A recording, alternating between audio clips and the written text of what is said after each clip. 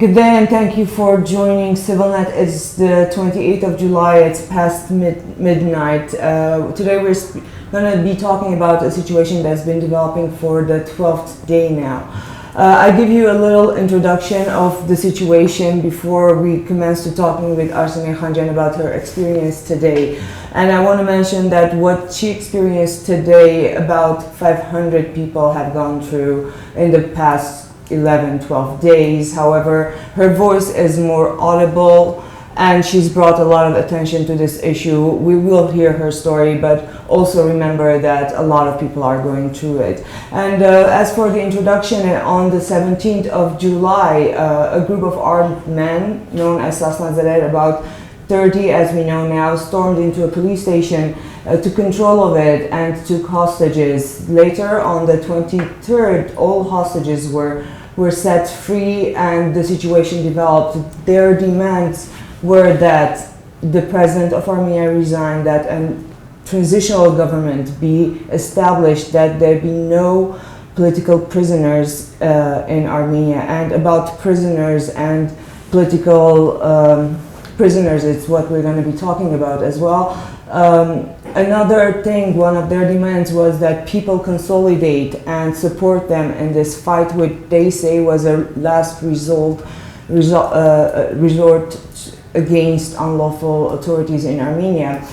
People have tried to consolidate in the first days. People have consolidated. There were clashes between the people and the police forces, but again, the main subject today is the detentions. 400 in the first 3 days, 136 on that day where there were clashes between the police forces and the protesters. Today is at the peak where people started, whoever was at the Khorenazi Street supporting the Sasnazadeh group has been detained left and right. The police have forbidden people from gathering there. Arsinee Khanjian was one of them. Arsinee, thank you for coming back here. We spoke with you today in the morning and you had quite an ordeal. Please, could you tell us what happened, how things developed? Well, I arrived to Yerevan last night at 10 o'clock in the evening, and when I heard that there were going to be demonstrations, or they had started already, I thought it would be my rightful place as an Armenian to be joining the demonstrations, because I've been following what has been going on in the last 10 days in Yerevan. And however, I was realizing that the information that was coming out of the country, either through the local news and media or from the international news and media attention, there was nothing substantiated or substantial for me to really understand what was this particular situation about and this particular upheaval. Armenia has not been, this is not a new outburst of dissatisfaction in the country. For many years now there have been events, public events and demonstrations where people have wanted to express their frustrations, their also despair towards a lot of issues, of which the most important one probably has been the government's non-responsive position. There has been lack of acknowledged and accepted or recognized leaders of the past who have been either within the government or outside of it. There has been no possible communication line between the authorities and the people's wishes to improve a lot of questions that concern their daily lives. So when I arrived yesterday, I thought the only way is to join the demonstration and see and feel and talk perhaps to the people. So I have a more profound or more elaborate sense of what was going on. And when I joined, and there were about 5,000 people, at least I hear, I was taping, I had my own camera, and I met some of the spokespeople who were organizing the demonstration, but also they were the liaison between the ones who were still coordinator. Yes. Yes. So at that point, they recognizing me because I have the incredible, wonderful privilege and luck to feel that not only I know and I love my compatriots in Armenia, but also I've always felt this attention because of the work Atomego and myself we have carried out. So the organizers were surprised that I was there, and then they said, "Would you like to say a word?" And that's when I went to the microphone and I expressed my personal position, and I made it very clear that this is a time of necessary change. The people are claiming, they're asking for it, and that unfortunately neither the Armenian diaspora nor the international community is paying really any serious attention for all kinds of reasons, but in any case this situation is untenable and it's unfair towards the people who live, who are citizens of this country and who are fighting with all their will and power and engagement to change the reality that they are in, be it economic, be it political, many human rights issues of course in the country, as we know, we have known for a number of years. And I did make a point about the fact that it's not about sending away a president and just get rid of a president itself. Obviously, the country needs change. The country has been asking for change, but no one is listening or hearing the people. So I mentioned that maybe this is time for the president to, with all the humility of his service, which he has provided for the last 2 terms, to perhaps make room for people who can take the country into a different future, surely not 100% a positive move, but at the same time, I think the trust of the people is very important. And if the president or a government does not have the trust of the people, it is the responsibility of a government to address that situation. And then I left the demonstration at 1 o'clock in the morning.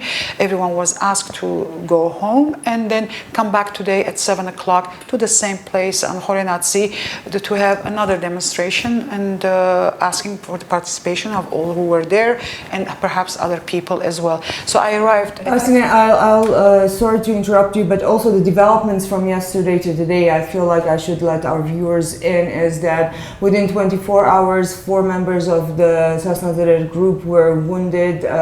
They were transported to the hospital. This happened while the people were rallying around town to gather more support. And the circumstances are not very clear. We hear conflicting stories as to what exactly happened. We also know that even though on the 23rd all the prisoners that were inside, the hostages, were released, currently there are 4 medical staff inside, and there's an issue of the wounded inside, members of the group receiving medical help. There's an issue with food.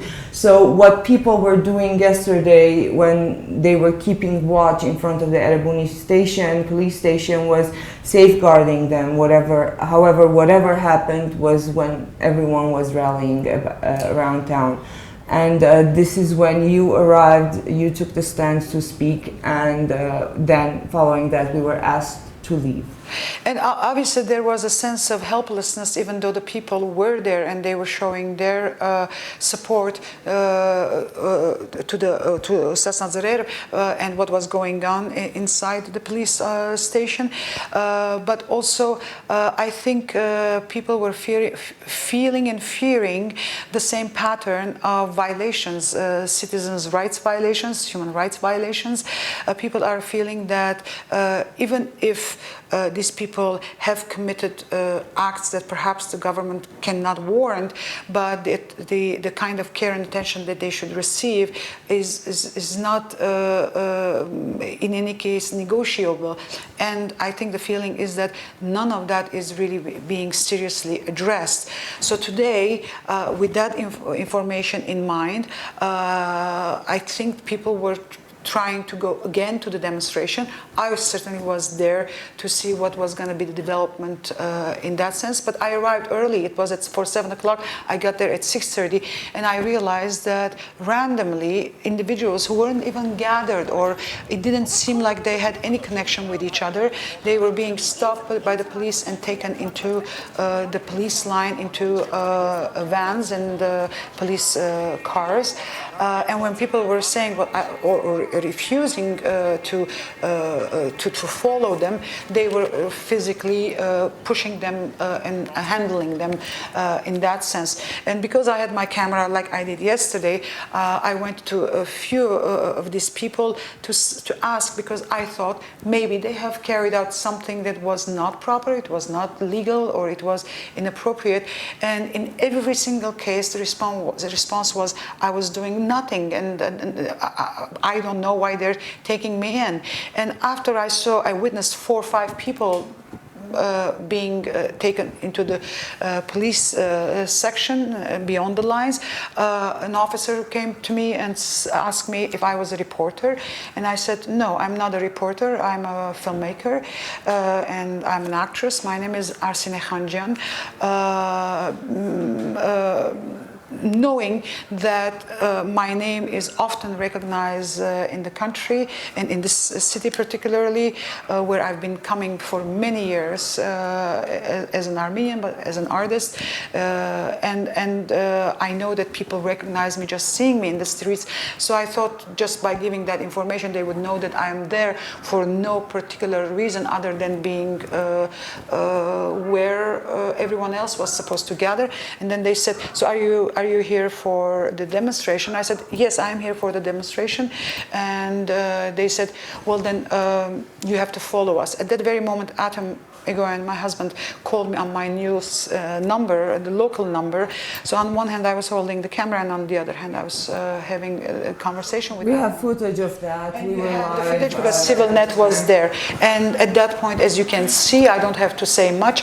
I was really taken in without any explanation. Again, to interrupt you, even now, just hours ago, the Ombudsman's office said that even though gathering at that exact point was prohibited by the police forces, the way they detained people was not lawful. And I want to ask you about that.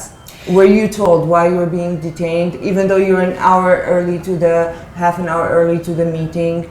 Were you told where you're being taken? Were you given a chance to make a phone call? None of that. There was no explanation, no answer to the questions that I was asking, and then they asked me to shut off my phone, and they confiscated my phone, which of course I did not want to give it, but it looked like it was gonna be, you're gonna do it, you're not gonna do it. At that point they realized that who they were talking to, so they were trying to do it softly, but at the same time it was clear that they were not gonna let me keep my phone, so I gave my phone. When I got into the car, there was one person there, and then at the end we were 12 people, and when everyone was coming in, I was saying, why are you here? Do you know why you're here? No one. There was a young woman and a young man and other men. None of them could say why they had been stopped or detained. Then we were not told after they closed the doors where we were going to be taken, and I realized I know a little bit obviously the city, but I did not recognize the route because it seemed like it was going out of the city, which may not have been the case because we ended up at a military compound. And sorry again, which is one of the unlawful ways of unlawful detention, because while detained by the police force, you are supposed to be at the police station and not a military station. This is a very common scenario in this last... It was very clear that in terms of civil rights, nothing was neither in place nor being addressed nor being given importance to. And I did I was actually, I was not scared, of course, but I was very surprised that they would take it that far in terms of my identity, because I'm not a citizen of this country. I belong to the people. I'm an Armenian, but I'm a Canadian citizen and I'm a diasporan Armenian. So I could not have the surprise element. Unfortunately, it's the only surprise element is that they could not even respect or be concerned about the violation of those individual rights regarding a non-citizen of the country. And at that point I realized, if they can do that to me, I can imagine what has been happening in the last few days to the citizens of this country who have been stopped, taken to either police stations or elsewhere. And we do know also that a lot of them have been physically sort of intimidated in a very serious way with injuries.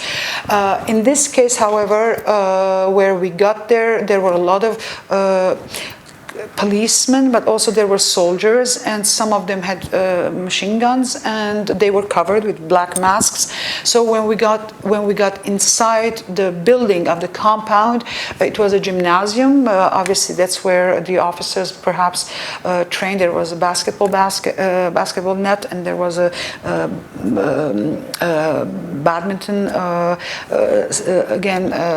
screen, and so on. So there were already, at least at that point, perhaps 15 people or 20 people, and then we arrived, our group of 12, and every, let's say, 15 minutes perhaps, more people were coming in, and they were people from all walks of life. They were all ages, from 18 till 70 perhaps, men, women, couples, and we were asked to be standing in a particular place, and then I started moving around and asking these people. I just wanted to know if they knew why they were there, because I did not know why I was there. And none of them could give a reason. And I said, where were you? And some of them were like, where were you when you got stopped? They were all on Khorenatsi, but some of them were there because they were just doing their daily business, whatever they were doing. And others were coming there perhaps for the demonstration. Others were sitting in the park. They were basically stopping and in a way kidnapping, because if you don't explain what you're saying, you're just taking people in that way. It is really what it is. Yes, I want to mention that there have been numerous cases reported that people were being arrested by people or kidnapped by people in civilian clothes, in civilian cars, in cars with no numbers. People are being taken away from their homes. This is one of the major problems now, that you really don't know where you might be taken away from. Arsinee, there's a lot of people are very often saying that whatever's happening in Armenia in the last 11 days reminds them of a police state. Did you get that feel that you were in a police state? Obviously, it's a police state, because I'm not seeing any civilian rights fully expressing themselves, or at least even partially expressing themselves in a way that, first, it's being heard, and secondly, is being respected. So de facto, what I have been witnessing myself is a police state. I mean, they are everywhere, and they're carrying out kind of actions that normally I think happens in a country that is under some sort of siege or some sort of, so they are giving the impression that there is a lot that the country is under siege, and maybe they're not wrong on that matter, because the people are no longer ready to accept to be treated the way they are. So they are expressing themselves. They are by the thousands out there. We have seen this in the past as well, where people have come to the streets, but this time around it's very interesting that there is one particular situation that is having a ripple effect for people to now show their engagement in this matter. So, for instance, when I'm seeing what I saw also at the military compound was, and what I observed, and this was striking to me, is how peaceful the people were. No one was panicking. No one was out of their sort of wits in that sense, because I think now people are understanding that this is what happens to them in this country through the authorities, the police, and this is a systematic situation. And I think in a way they are taking this situation now to a next level, where they're thinking, well, if this is what's going to be now, we are no longer ready to live the fear or the intimidation that the police is exercising. I think people are not scared. At least the ones I was seeing there, they did not seem to be scared. They just feel that they have to be there, and whatever happens will happen, and this is the only way out of this crisis. So the intimidation tactic is not working, I think, any longer psychologically. And of course, people are being hurt, physically are being hurt, but that is not necessarily, I don't know how it's going to change. I don't know if they open fire on the people. On that is that what's happening now currently as we speak is that the National Security Services of Armenia made an announcement a couple of hours ago saying if people still are on Khorenaci Street, whoever decided to go back there after it was cleared this morning, and you were one of the victims of that clearance, is that if people are on Khorenaci after 12, the National Security Forces will use guns.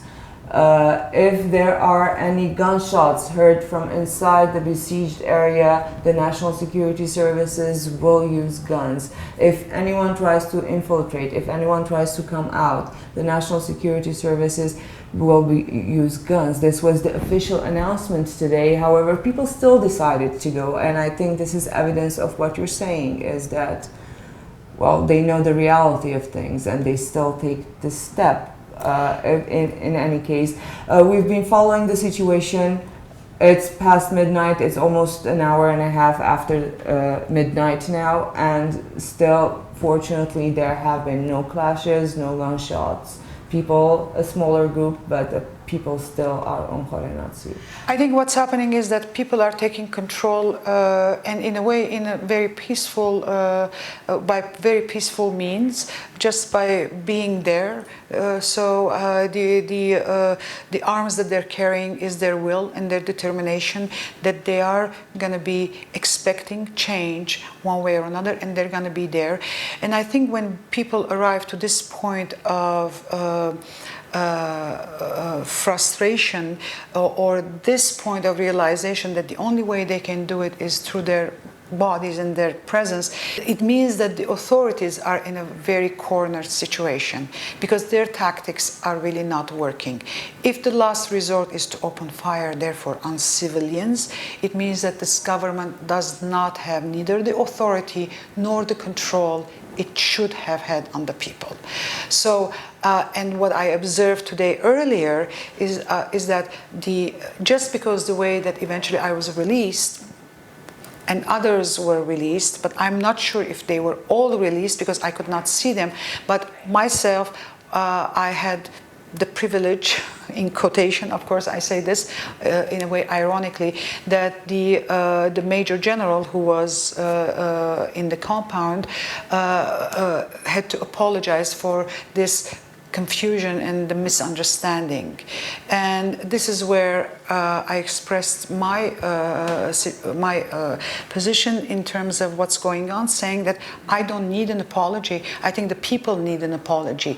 And if a government or a state or forces find themselves in a situation where they have to have this kind of conversation, it means that they don't have really much control any longer. So I think what has happened in the last 24 hours is a sign of desperation on behalf of the authorities. And if they want to open fire, they know very well that for this country in particular, with the history that we have as people, with that would be the most murderous exercise of power, and that ultimately it would show very clearly that the state is not concerned about its citizens, the well-being of the citizens.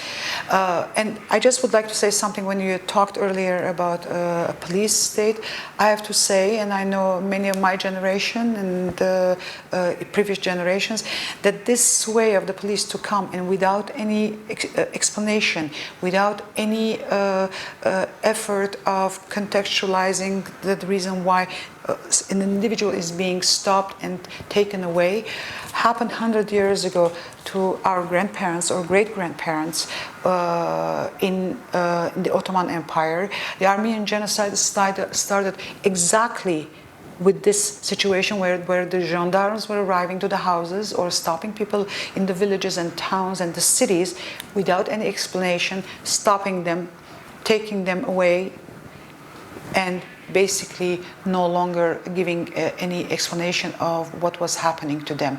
It is very strange, and this is the thing that I'm just realizing now as I speak, that is terrifying for Armenian people around the world, and of course in this country, to go through this kind of situation by the hands of our own government, our own authorities, our own institutions, who are carrying out what we experienced 100 years ago and ended up being a genocide. In a way, what happened also today is an eye-opening exercise, I think, that inadvertently I became a protagonist and a witness of it. This is not about me. This is about the Armenian nation. And this is where the diaspora has to really stop and look at things as they are.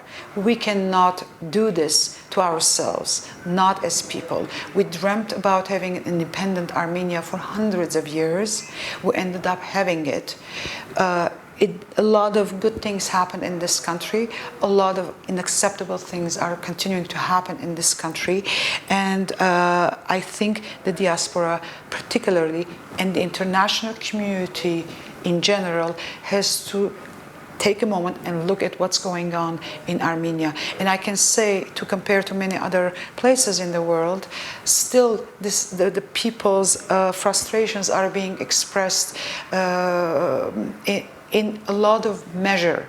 So if as Asnadzare did what they did, one has to understand that they are desperate, because for many years people tried to express their concerns and no one has been paying attention to. And if they think that this is the way to pay attention, I think they are definitely on the wrong track, and the diaspora has a huge responsibility now to come into some sense of understanding, questioning, realization of what's happening every day in this country. Thank you very much, Arsinee. And I remind our viewers that what happened to Arsinee Khanjian today is what's been happening to hundreds every day in the past 12 days in Armenia. Stay with Civilnet. We're following the developments, and we thank Arsinee for telling the story, because her voice is being heard, and news of your arrest went viral on the internet. That's why we chose to talk to you, to highlight the situation more, whereas hundreds are being arrested and they're not getting off after 3 hours. Some are getting off after 32 hours. We hope to bring the situation into people's attention. Thank you for joining us.